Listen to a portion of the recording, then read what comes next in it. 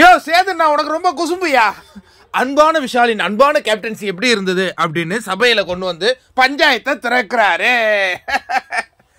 அடப்பாவுமே, அன்பான விஷாலின் அன்பான கேப்டன்சி எப்படி இருந்தது அப்படின்னா, கூடயே சுத்திட்டு இருந்தியே சௌந்தர்யா, நீ சொல்லுமா அப்படின்னு ஒண்ணு.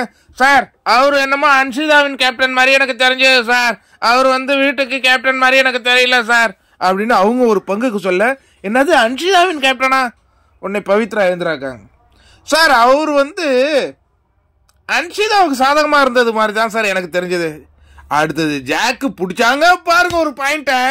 சார், ஒரு சண்டையில சார் கத்துறாரு சார், 2 பேர் இருக்கோம் சார்.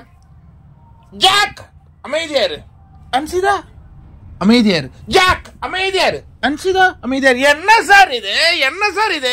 பார்ஷியாலிட்டி சார், ஒரே பார்ஷியாலிட்டி கேப்டன். இன்னொரு விஷயம் நான் சொல்லவா, யாரெல்லாம் அவரை கேப்டன் ஆக்குனாங்களோ அவங்களுக்கு அன்பான கேப்டனா இருந்தார். யாரெல்லாம் அவருக்கு கேப்டனா ஆக்கலையோ அவங்க கிட்டலாம் வெறுப்ப உமிழ்ந்தார் சார் அப்படின்னு சொல்லும் பொழுது மனசு உடஞ்சிட்டாருங்க. யாரு? விஷாலு. இந்த வீட்டில் நான் ஒரு சிறப்பான கேப்டனா உங்களுக்கெல்லாம் நான் செயல்பட்டுக்கிட்டு இருந்தா உயிரை கொடுத்து இப்படி வந்து சேதனை முன்னாடி போட்டு விட்றீங்களேன்ட்டு மனசு உடஞ்சி நிற்கிறாரு.